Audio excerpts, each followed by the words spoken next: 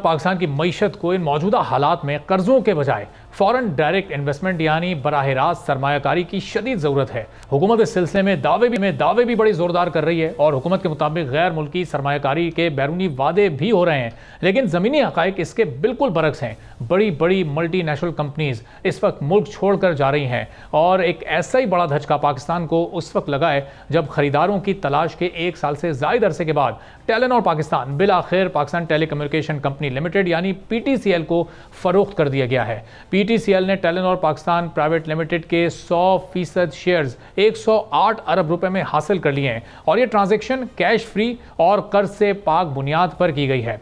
Telenor Pakistan ने 18 साल पहले पाकिस्तान में कारोबार का आगाज़ किया था।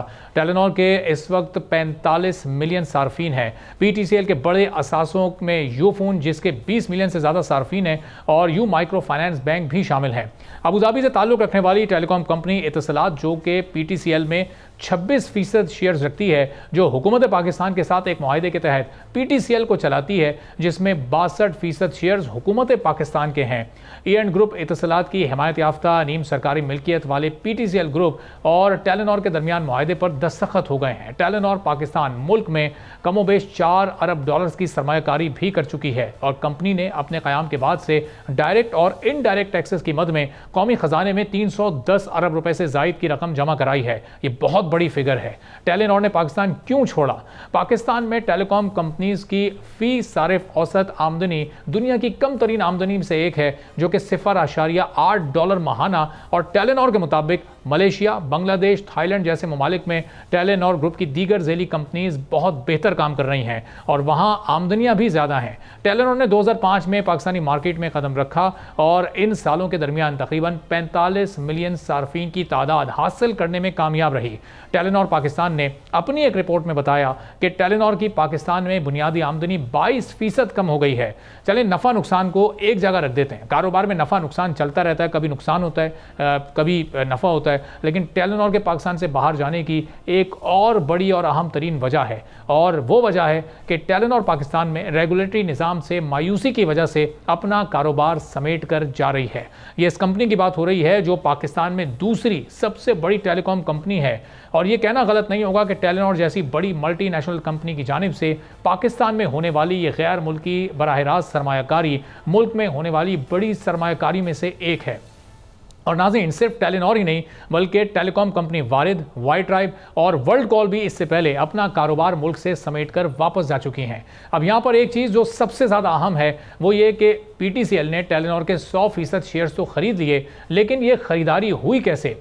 क्या पीटीसीएल के पास इतना फिस्कल स्पेस मौजूद था कि वो इतनी बड़ी डील कर सके? क्या इतना पैसा उनके पास था? नहीं जनाब, पीटीसीएल ने इतनी बड़ी डील करने के लिए एक बड़ा कर्जा हासिल किया।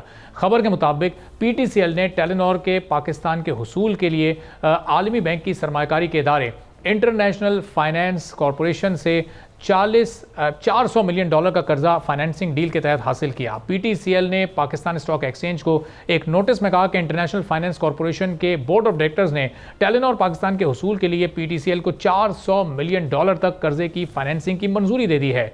इसके बाद पीटीसीएल ने टेलेनॉर पाकिस्तान के शेयर होल्डर्स के साथ 100% शेयर्स के हुसूल के लिए एक शेयर परचेज एग्रीमेंट किया, जिसके बाद पीटीसीएल ने इत्तला दी कि इस हुसूल की फाइनेंसिंग बैरूनी कर्जों से की जाएगी। इन $400 मिलियन के अलावा पीटीसीएल ने मजीद $500 मिलियन का कर्ज सिर्फ यूफोन और टेलेनॉर के नेटवर्क को मुस्तहकम करने के लिए हासिल करने का प्लान बना लिया है। अब यहाँ पर सवाल यह है कि पीटीसीएल जो खुद इस वक्त बेइंतहा खसारे में चलने वाला इदारा है, वो क्यों इतने भारी भरकम कर्जे ले रही है और इसका सारा का सारा बोझ कौमी खजाने पर पड़ेगा। 2022 में पीटीसीएल 10 बिलियन का मजमूई नुकसान कर चुकी है। इसी तरह 2023 में यह नुकसान बढ़कर 15.5 अरब रुपए तक पहुंच गया। एक साल में 15.5 अरब का नुकसान कोई आम बात नहीं है।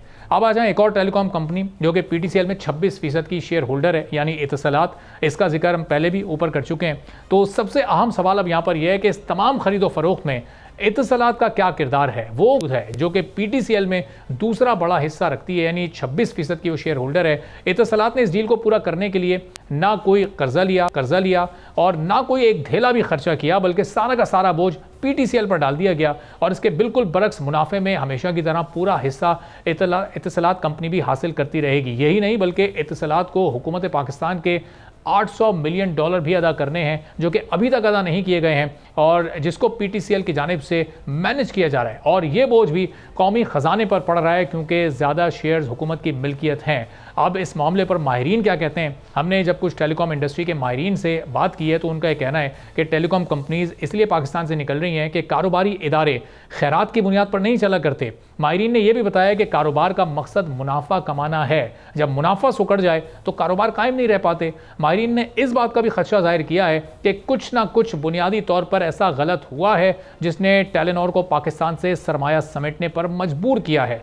अब पाकिस्तान पर और पाकिस्तान की इकॉनमी पर इस डील के क्या मनफी असरात मुरतब होंगे, ये समझना बहुत ही ज़रूरी है। फॉरेन इन्वेस्टमेंट के माहिरीन का कहना है कि सरमायाकारी के नुक्ता नज़र से ये एक मनफी पेशरफ्त है कि एक गैर मुल्की कंपनी पाकिस्तान को छोड़कर जा रही है। टेलीनॉर एक बड़ी कंपनी है और इसकी पाकिस्तान से रुखसती को आलमी सरमायाकार बहुत ही बारीक बीनी से देखेंगे। सरमायाकारी के लिए साजगार माहौल के फुकदान, माशी अदम इस्तेहकाम, मार्केट की गैर यकीनी सूरत हाल और दूसरे अवामिल ने मार्केट को ख़राब करने में बहुत किरदार अदा किया है।